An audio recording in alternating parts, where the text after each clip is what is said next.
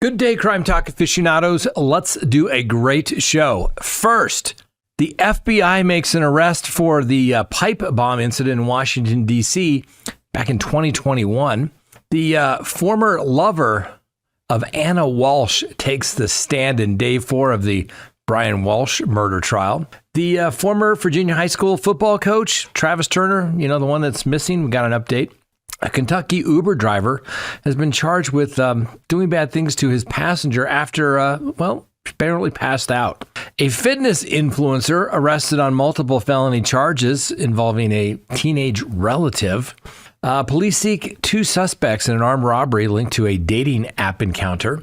We got some news that, didn't quite make all the headlines. This day in legal history, our quote of the day, which comes from the United States Supreme Court, probably the best legal advice you can get, and our dumb criminal. Let's talk about it. All right, lawyer.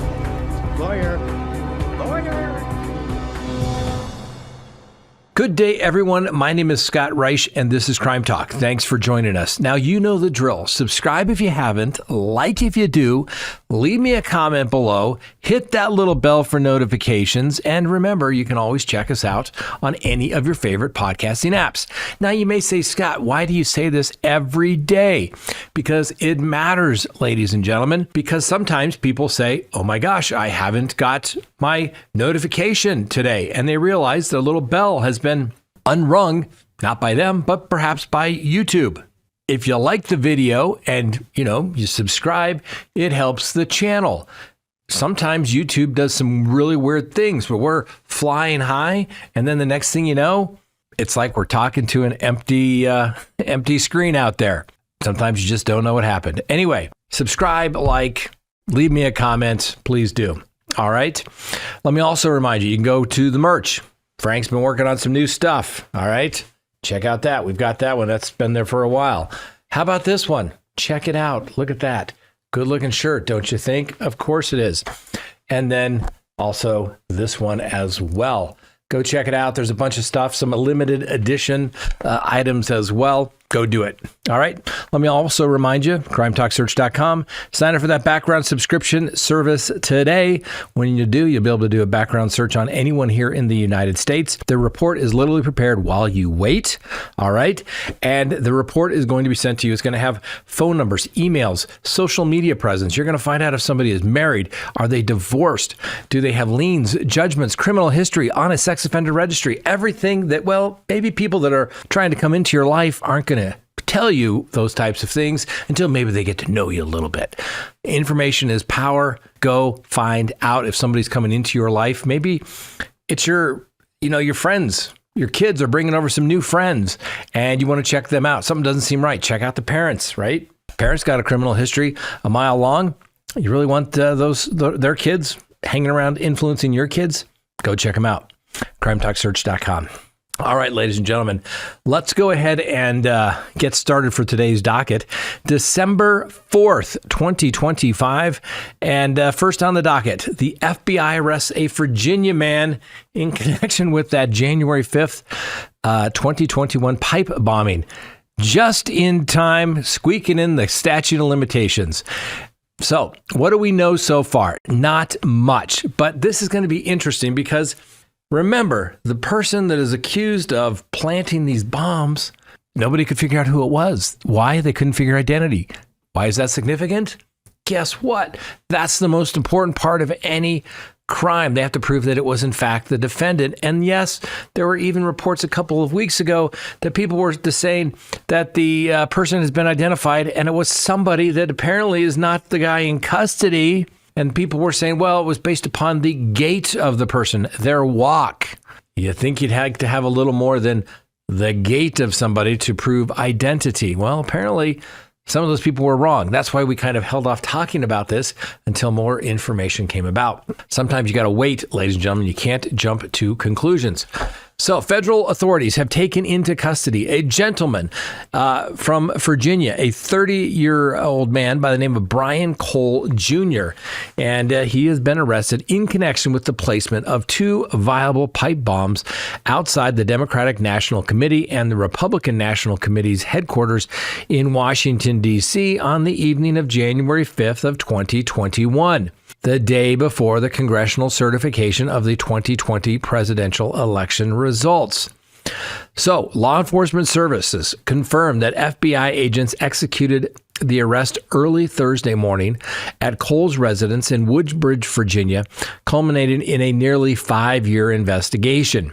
Simultaneous court-authorized search warrants were conducted at the home and a family-owned bail bonds business where Mr. Cole was employed. Now, surveillance footage released by the FBI in its initial stages of the probe depicted an individual wearing this gray hoodie, sweatshirt, facial coverings, gloves, glasses, and some distinctive Nike Air Max Speed turf shoes while placing the explosive devices in nearby locations shortly after 7:30 p.m. on January 5th. Now, the bombs were discovered the following afternoon on January 6th by passerbys and law enforcement personnel as large crowds gathered near the United States Capitol several blocks away. Now, these officials have described these devices as functional explosives equipped with timers, though the timers had reportedly expired by the time that they were located, so obviously they didn't detonate. And since no detonation occurred and no injuries, that's a good thing. But investigators are examining whether Cole held anarchist ideological leanings or was influenced by related writings, according to sources familiar with the case. Now, details regarding the motives remain under active review and have not yet been publicly disclosed. Now, Cole's grandmother, a woman by the name of Loretta, spoke by telephone shortly after the arrest and strongly disputed the allegations. She characterized her grandson as quiet, very non-political individual with limited social action who rarely left home except to go to work and to run errands. She says that he's a very gentle person who wouldn't hurt anyone. And she added that he had previously performed delivery work through platforms such as DoorDash and expressing bewilderment at the connection to the allegations near the Capitol. Now, the Department of Justice is expected to release additional information, including formal charges, sometime later today. The arrest occurred just weeks before the 5th-year anniversary on January 6th. That's significant because there's a statute of limitations. Most statute of limitations on federal matters are 5 years. So, like I said, just in time. So there has been some reporting that apparently this guy, Mr. Cole, was on the FBI's radar, but apparently they missed the paperwork. It was misfiled. Just kind of like, the Delphi case, where they had the guy, or at least the suspect, who basically said, yeah, I was there, and they misfiled it, and then they finally made the arrest several years later. Crack legal team there, for sure.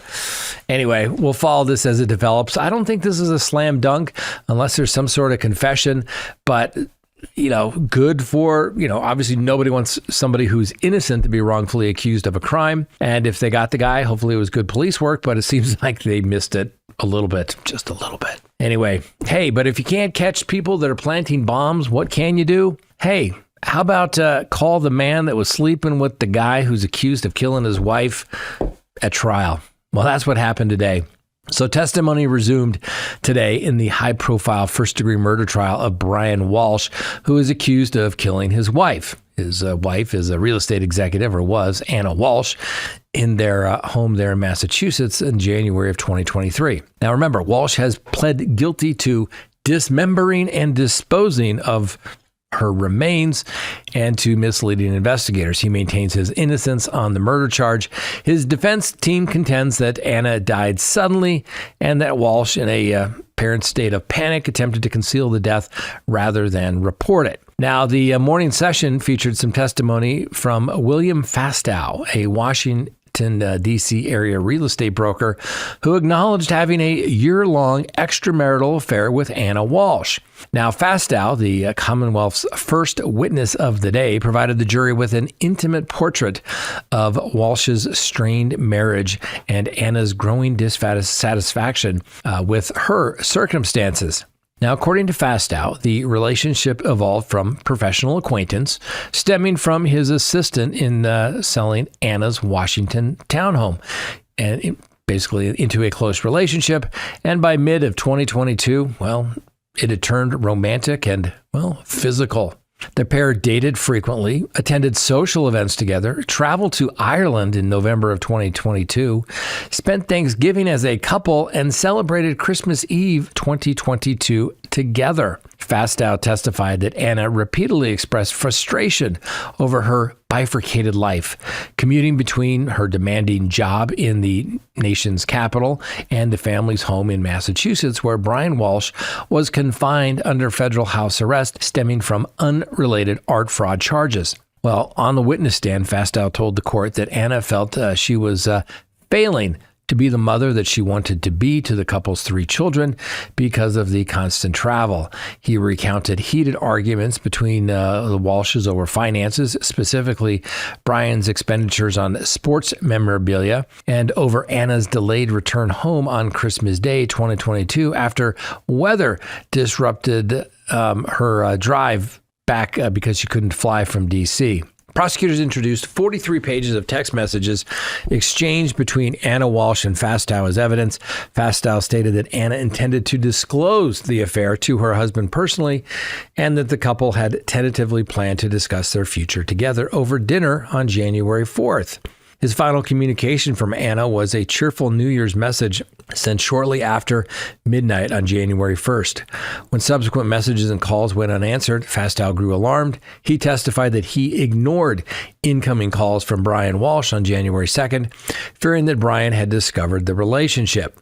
Throughout Fastow's testimony, Brian Walshe sat passively, occasionally taking notes, while his mother observed from the gallery without any visible reaction. So there was also testimony from employees of Bear Fitness Studio who described Anna as outgoing and positive in the days before her disappearance.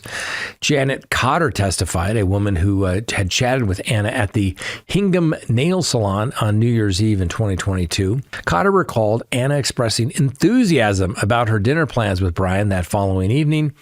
And the general manager of an apartment complex also provided surveillance footage showing an unfamiliar Volvo XC90, similar to the one owned by the Walshes, near dumpsters in the early morning hours of January of 2023. Now, Massachusetts State Police Trooper Connor Keefe, who testified that Anna Walsh's cell phone registered a ping from a tower near Reservoir Road in Cohasset at approximately 3:14 a.m. on January 2nd of 2023. The judge also announced that sentencing on the 2 charges to which Walshe has pled guilty, the improper disposal of a body and misleading a police investigation, will be postponed until after the jury returns a verdict on the murder count. The trial, now in its 4th day of testimony, is expected to continue through the coming weeks as prosecutors work to establish premeditation and rebut the defense's claim of an accidental or unexplained death. Anna Walsh's remains have never been recovered despite extensive searches. So it's going to be an interesting one, ladies and gentlemen. You know, isn't it funny how always these murder cases, when the wife disappears, there's always an affair going on. Somebody's having one. Little love triangles. Isn't it interesting? Certainly, perhaps maybe gives a little bit of a motive. Certainly, it's not something you have to prove. You don't have to prove a motive in any type of murder case, but it certainly helps explain why somebody would want to do something. And it certainly goes to premeditation as well. But hey, it seems like Mr. Walshe had a pretty good gig. Stay at home, house arrest, for that federal thing, buy sports memorabilia. Seems like he was kind of a kept man. She seems like she was ready to move on. Unfortunately, she was not given that opportunity, I guess. Next, Derek Chauvin wants to have his conviction overturned. So Derek Chauvin, as you may recall, the former Minneapolis police officer convicted in the 2020 death of George Floyd, has filed a new motion requesting that his state murder conviction be vacated and get himself a new trial. Now, Chauvin, he's currently 48, and he's serving a 22-and-a-half-year sentence that has been incarcerated for approximately 5 years. Back in April of 2021, a Hennepin County jury found Cauvin guilty of second-degree unintentional murder, third-degree murder, and second-degree manslaughter following the highly publicized trial. Now, the judge, Peter Cahill, subsequently imposed a sentence significantly above the state's presumptive guideline of 12 and a half years, citing aggravated factors that included Chauvin's abuse of his position of authority as a law enforcement officer and particular cruelty exhibited during the incident. Chauvin's latest court filings allege serious irregularities in the original prosecution. The motion contends that the prosecutors engaged in prosecutorial misconduct and that certain expert witnesses presented misleading or inaccurate information during their testimony, which the defense argues denied Cauvin the constitutional right to a fair trial. Now, this marks the latest in a series of post-conviction challenges by Cauvin. Previous appeals raised concern about the intense pretrial publicity and potential juror bias. One such claim centered on a juror who had attended a 2020 civil rights event in Washington, D.C., commemorating the anniversary of Martin Luther King's Jr. I Have a Dream speech. The juror's participation in the event was not disclosed during jury selection, and ultimately the Minnesota appellate courts upheld the conviction, rejecting those arguments, concluding that the judge had taken appropriate measures to ensure jury impartiality despite widespread media coverage. Now, this is where things get a little more complicated, right? Remember, separately, Cauvin and three other former Minneapolis officers, Alexander Koenig, Thomas Lane, and Tao were convicted in federal court of depriving George Floyd of his civil rights. And in 2022, Cauvin received a concurrent federal sentence of 21 years for Floyd's case, as well as a separate 2017 incident involving the use of an unreasonable force against a 14-year-old boy. Now, the motions to vacate the convictions are based now on newly discovered evidence or alleged trial errors, face a high evidentiary threshold under Minnesota law. No hearing date has been scheduled for the latest filing, and the Hennepin County office has not yet publicly responded to those claims. Now, remember, these can go on kind of as long as you want, as long as you can kind of show that you've got some new information. But normally you only get one bite at the apple, but you have to exhaust all these remedies before you can go and seek federal habeas relief. But here's the problem for Cauvin, right? He pled guilty basically to the same conduct in federal court. If he really thought that what he didn't do was, inappropriate or wrong in some way, he should have gone to trial, got a conviction, and then he could have, fought that. So it kind of, give me a new trial over here, but I know I pled guilty to basically the same conduct over here. It's a little disingenuous. Now, don't get me wrong. St. George Floyd there, I think there was very credible evidence that he obviously was a fentanyl user and possibly died from fentanyl use, but the jury rejected that, and so be it. You have to respect it. We'll see how this goes, but I don't think it's going anywhere. I'd probably be the, what's the word I'm looking for? Most surprised if something happens. Next, an update on that Virginia football coach with the child exploitation charges. That's right. Travis Turner, the longtime head football coach at the Union High School in rural Wise County, Virginia, has been missing since November 20th when he reportedly entered the nearby woods carrying a firearm as Virginia State Police arrive at the residence for questioning. Now, Turner was formally charged several days later with 10 felony counts, 5 counts of possession of child exploitative materials, pictures that he shouldn't have had, and 5 counts of solicitation of a minor using a computer.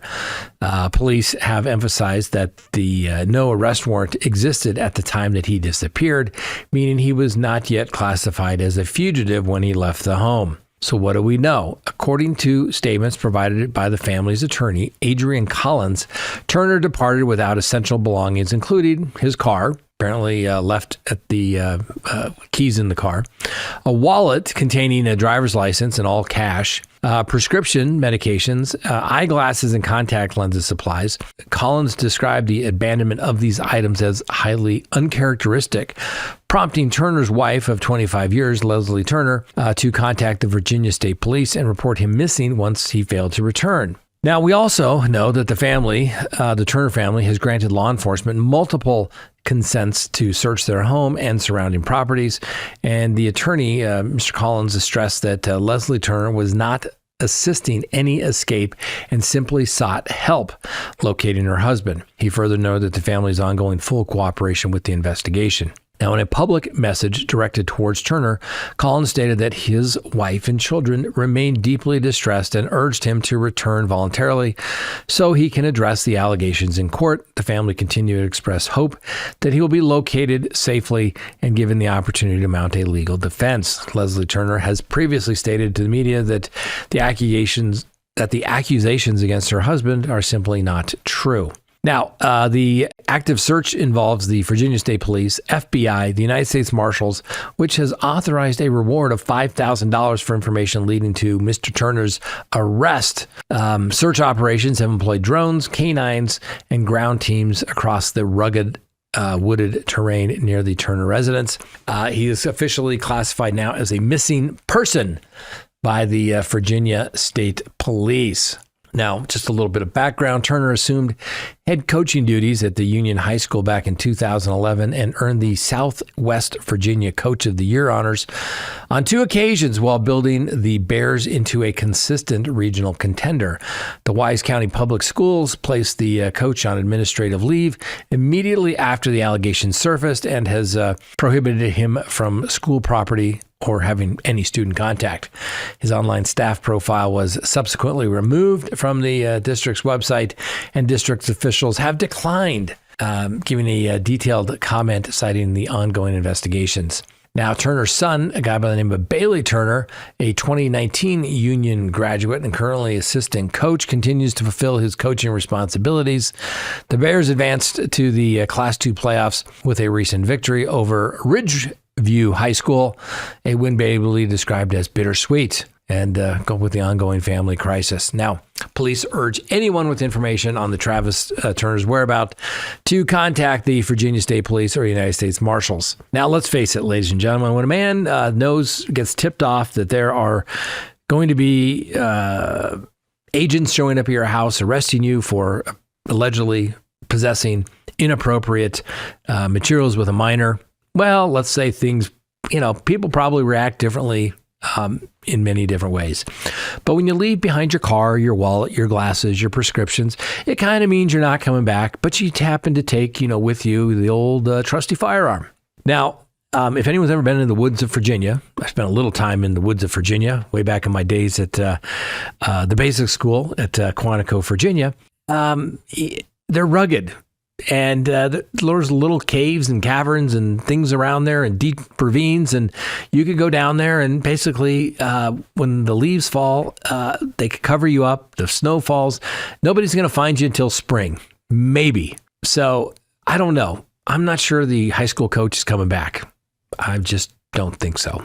Next, a Kentucky Uber driver charged with some very serious allegations. So a 61-year-old Uber driver in Kentucky faces some serious criminal charges after police say he confessed to sexually assaulting a female passenger who had lost consciousness due to intoxication during a late night ride. The incident reportedly occurred in August of 2025 in Richmond, Kentucky, and according to the arrest documentation, the woman had requested the rideshare service because she was too impaired to drive herself home following the social gathering. Good for her. That's being responsible.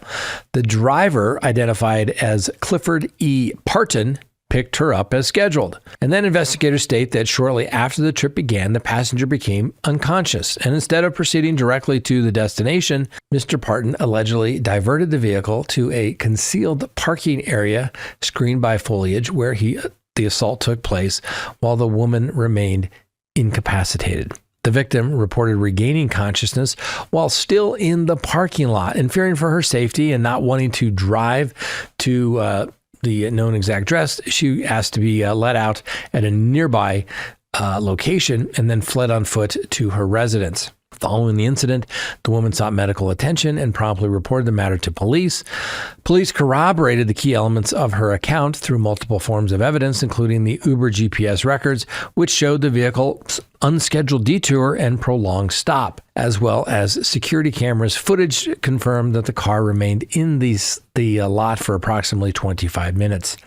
Now, during the investigation, Parton voluntarily submitted to a polygraph examination, and according to the police reports, he ultimately admitted to the sexual assault. Parton has been charged with first-degree rape and first-degree sodomy of an individual physically incapable of consent. He was arrested and booked into the Madison County Detention Center on a $100,000 bond. Now, obviously, makes you think about safety in rideshare type services, particularly for individuals who are vulnerable due to, well, being intoxicated. Uber has not yet issued a public statement specific to this particular incident, though the company maintains policies that prohibit drivers from engaging in any form of sexual misconduct and cooperates with law enforcement in such investigations.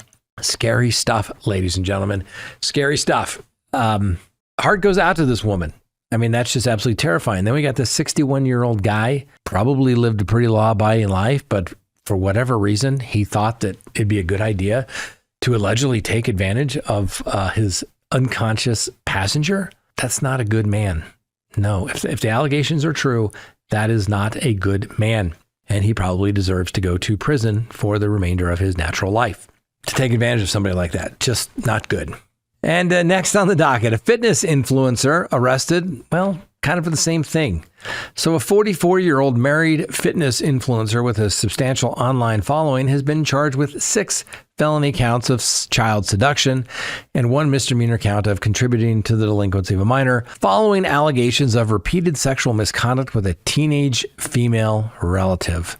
So, if this is your online trainer, Brian Kyle Devine, known online as the handle Kaiser DIY Gym, and boasting more than 200,000 followers across the Instagram and YouTube, he was taken into custody last week at a residence on the north side of Indianapolis. Marion County jail records confirmed the arrest occurred on November 26. Now, according to the arrest affidavit, the alleged victim, a girl between the age of 16 to 18 years old, described 3 separate sexual encounters with Mr. Devine that took place after both had consumed a little bit of alcohol. One incident reportedly occurred while Devine's wife was out of town, during which the teenager says she was provided alcohol and cigarettes. Another allegedly took place at the home's garage after Devine supplied her with beer and vodka. Indiana law sets the age of consent at 16, but permits felony child seduction charges when the accused is in a position of authority or trust, such as a guardian, custodian, or step-parent over a minor under the age of 18, provided the adult is at least 4 years older. Now, the court affidavit states that Devine admitted to police that sexual contact did in fact occur, and that he had furnished the teenager with some hard liquor, beer, and a little bit of marijuana. However, he described the encounters as consensual and claimed that the girl had initiated and sought to continue the relationship while he wished it to end. Yes, blame the victim. She came on to me. I'm the 44-year-old adult, and she's the 16 to 18-year-old girl, 16-year-old girl. Yeah, that doesn't carry a whole lot of weight in front of a jury normally, ladies and gentlemen. I mean, it could in fact be true, but you know better. Anyway, the case came to light after Devine's wife posted screenshots on social media that appeared to show the teenager's anonymous conversations with a counselor from the Rape, Abuse, and Incest Network. In the messages, the girl reportedly described feeling traumatized by the secrecy, the emotional volatility, and abrupt dismissal following the encounters, noting that she had been a virgin prior to the alleged incidents. The wife wrote, quote, "This is Kyle's wife. Not a joke.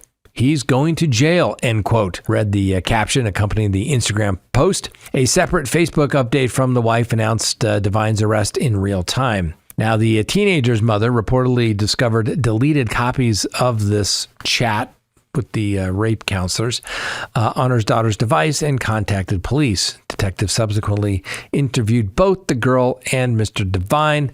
Mr. Devine made his initial court appearance earlier this week, where multiple no-contacts orders were issued. He's currently being held without bond. A jury trial has been scheduled for February 9th of next year.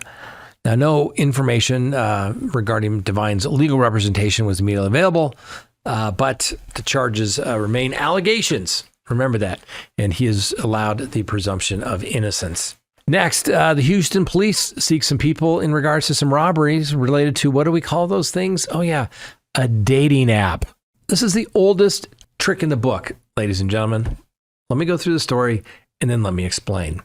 So police in the Houston Police Department Robbery Division have issued warrants for arrest for Joseph Aguilar and Alejandra Benagas, both 20 years old, on charges of aggravated robbery with a deadly weapon. According to the arrest affidavit, the incident occurred on November 2nd. The victim reportedly matched with Bengas on the online dating platform, and they agreed to meet to have dinner. He picked her up at a local hotel, purchased food at a nearby restaurant, and began driving back towards the hotel. The court records indicate that while en route, the victim informed Benagas that he needed to use the restroom. At her direction, he turned onto a side street behind the hotel and stepped out of the car. At that moment, Aguilar allegedly approached the victim while brandishing a firearm and demanding he surrender his belongings. Investigators state that Benagas then struck the victim in the head. Aguilar is accused of pistol whipping the victim before firing 2 rounds, both of which struck the victim's vehicle but did not injure him.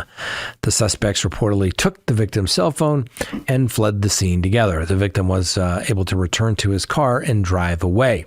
Detectives identified Benagas by cross-referencing photographs from her dating profile with prior booking records maintained by the Harris County Sheriff's Office. So not her first rodeo. Records further reveal that Benagas has an active warrant for an unrelated assault case in which Aguilar is the named co-defendant. What a coincidence. The current whereabouts of Aguilar and Benagas remain unknown, and the specific dating application involved has not been disclosed. However, the Houston Police Department urges anyone with information about the suspects to contact them. They can go to Crime Stoppers as well, and they could earn a reward of up to $5,000. Now, law enforcement officials continue to emphasize caution when meeting individuals through online dating services, recommending that the users meet only in public locations, arrive in separate cars, and inform a trusted contact of their plans, and avoid impairing substances during the encounters. No drugs or alcohol, generally. So if I've been warning you, and I've been doing this a while, and the police are warning you for a while and saying, be careful of these dating apps, we're not doing it because we're just old curmudgeons. We're doing this because this stuff can be very dangerous, ladies and gentlemen. Let me give you a little story. An old stroll down memory lane. All right. Had a client years ago, many burglaries, aggravated robberies that she was accused of. She was a very attractive young lady. She would meet somebody at a bar.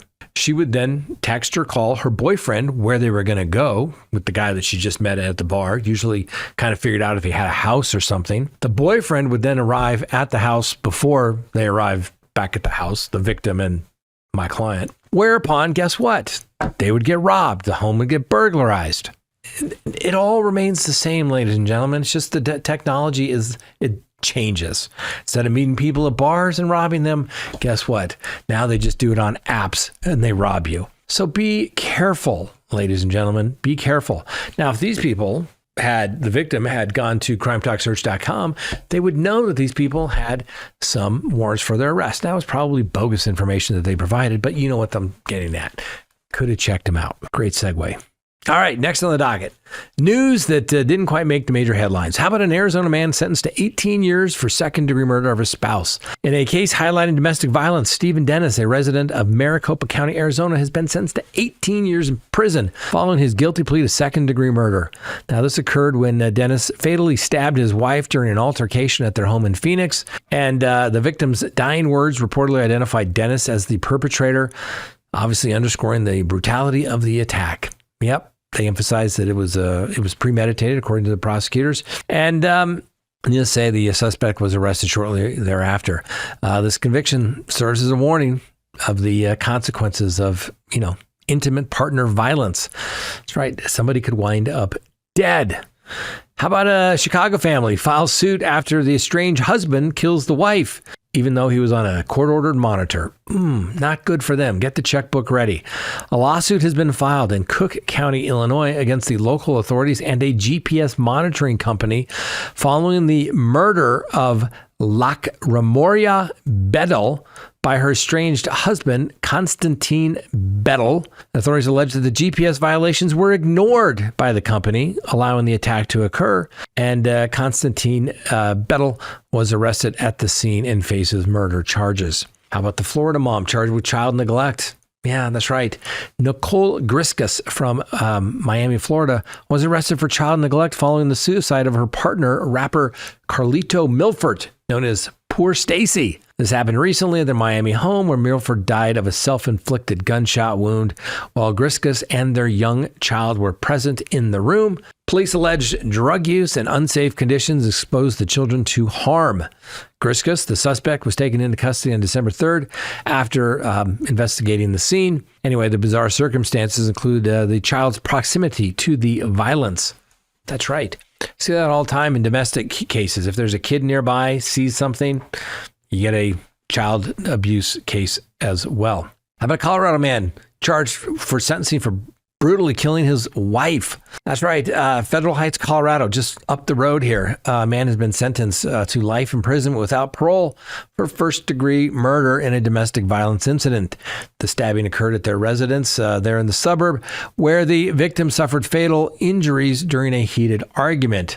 The conviction occurred on December 4th, and when it's life without the possibility of parole, first-degree murder. No need to have sentencing. You get convicted on December 4th. You get sentenced to life without parole on December 4th. That's the way we work here, ladies and gentlemen. We don't mess around.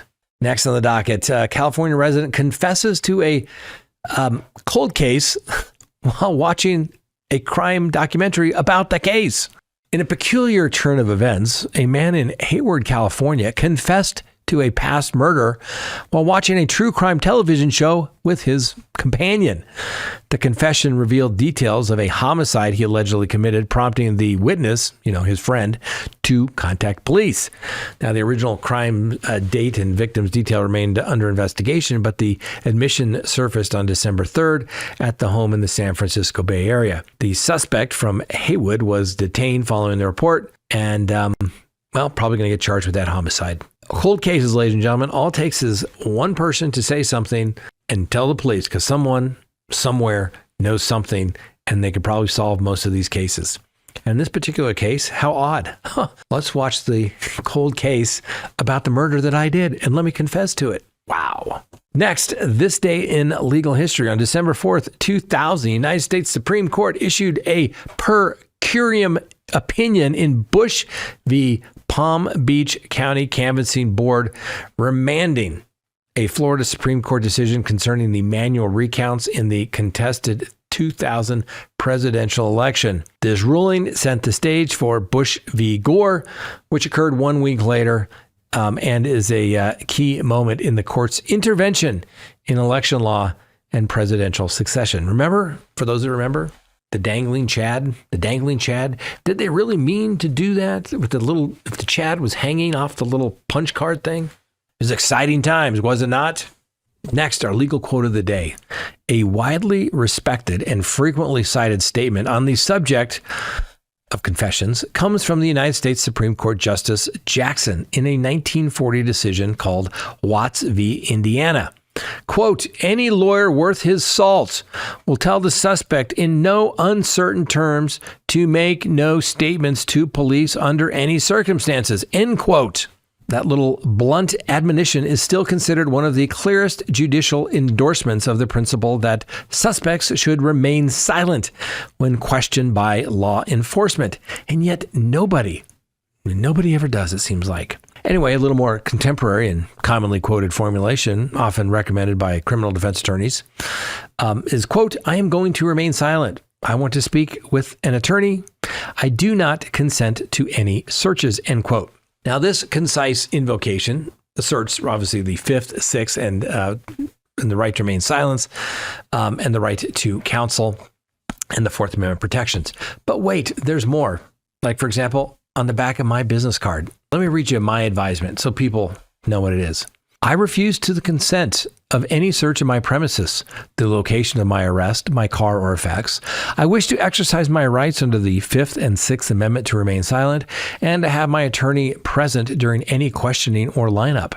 If you ignore my exercise of these rights and attempt to procure a waiver, I wish to confer with my attorney prior to any conversation with the law enforcement agent on the subject of waiver. Now, I love when clients have those cards and they actually read it or they give it to the police officer and it shows up in the discovery. It's good stuff, man. It's good stuff. It buys you time, figure out what's going on, no rush to judgment, let the attorney do the talking so it can't be used against you.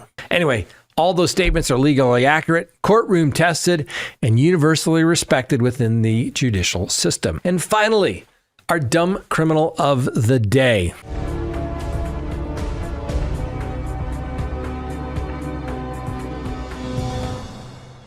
A Florida teen discovers that door kick challenge comes with some free police escorts and felony souvenirs. That's right.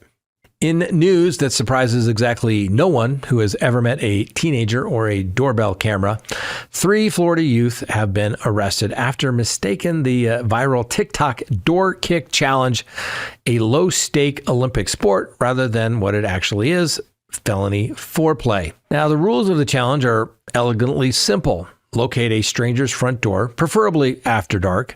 Deliver a thunderous karate kick worthy of a 1980s action montage.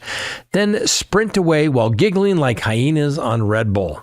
Extra point if the homeowner is home, armed with and what has recently been binge-watched home invasion documentaries. Now, on the evening of November 23rd, our trio of aspiring influencers reportedly toured the quiet subdivision in Sweetbriar Branch Lane like it was an all-you-can-kick buffet.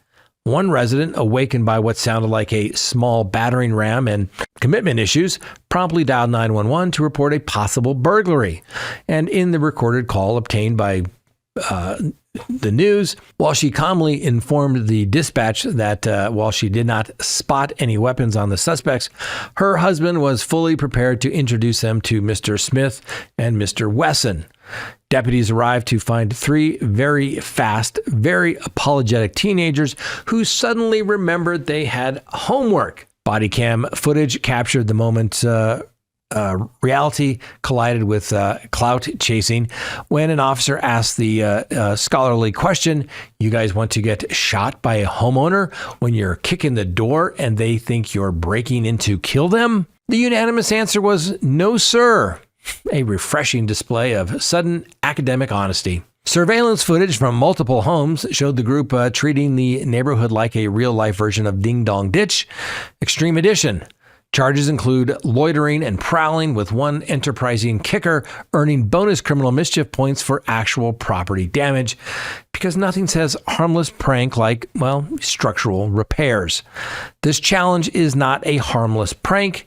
The St. Johns County Sheriff's Office stated that the weary tone of people who have seen every possible version of this movie participating in this criminal act has serious and possible life-changing consequences. Let me give you the translation.